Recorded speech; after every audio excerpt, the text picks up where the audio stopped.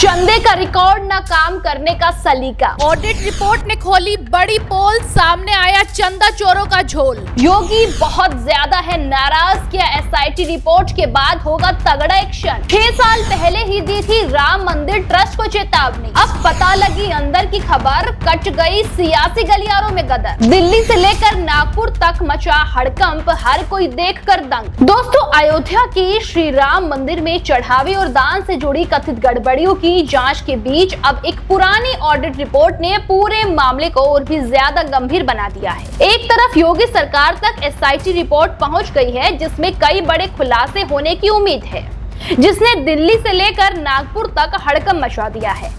तो वहीं दूसरी तरफ चंदा चोरी मामले में जनसत्ता की रिपोर्ट में बड़ा दावा किया गया है। आपको बता दें, इसमें यह दावा किया गया है कि ट्रस्ट के गठन के कुछ ही महीने बाद साल 2020 में एक निजी ऑडिट फर्म ने उसके कामकाज पर कई सवाल उठाए थे। रिपोर्ट में कहा गया था कि दान का व्यवस्थित रिकॉर्ड नहीं है, कर्मचारियों की जिम्मेदारियां साफ नहीं है, डेटा संभालने का तरीका कमजोर है और पूरी व्यवस्था को पेशेवर ढंग से चलाने की जरूरत है।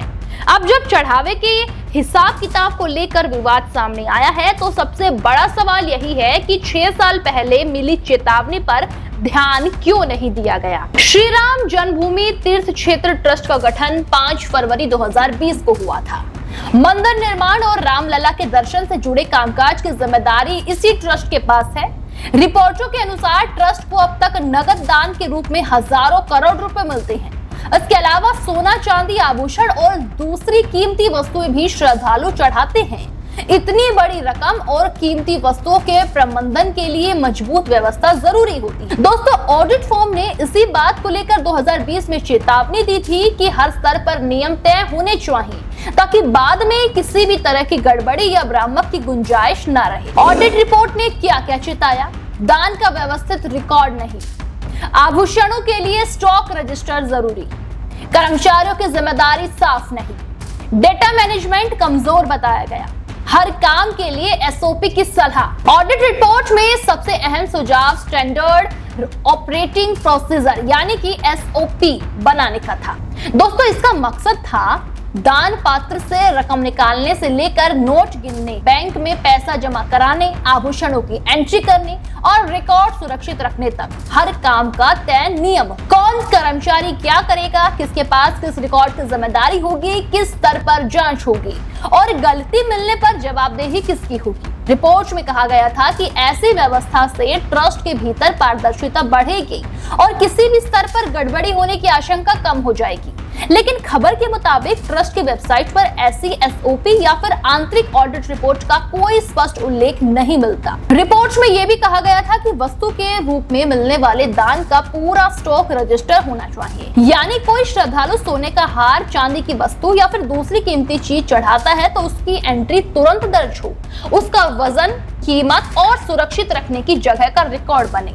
बाद में अगर उसे बैंक लॉकर में रखा जाता है या मंदिर के काम में इस्तेमाल किया जाता है तो उसकी भी पूरी जानकारी हो। और सिर्फ यही नहीं, नगद दान के लिए बैंक खातों का मिलान, अकाउंटिंग, डेटा एंट्री और मैनेजमेंट इंफॉर्मेशन सिस्टम को मजबूत करने की जरूरत भी बताई गई। राम मंदिर में दान का बड़ा सवाल, नकदी की गिनती कौन करता था, आभूषणों की एंट्री कहाँ होती थी, बैंक तक रकम कैसे पहुंचती थी, रिकॉर्ड की जांच कौन करता था, चेतावनी के बाद सुधार क्यों नहीं हुआ। अब इस पुराने ऑडिट की चर्चा इसलिए तेज है क्योंकि राम मंदिर के चढ़ावे और आभूषणों के हिसाब को लेकर कथित अनियमितताओं की जांच एसआईटी कर रही है।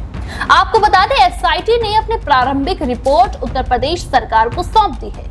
रिपोर्ट के बारे में आधिकारिक जानकारी सीमित है क्योंकि जांच अभी जारी है, लेकिन सूत्रों के हवाले से कहा गया है कि जांच टीम ने दान की गिनती, निगरानी व्यवस्था, कर्मचारियों की भूमिका और रिकॉर्ड रखने के तरीके पर सवाल उठाए। दोस्तों, ये भी कहा जा रहा है कि कुछ कर्मचारियों के खिलाफ एफआईआर दर्ज करने की सिफारिश की गई है।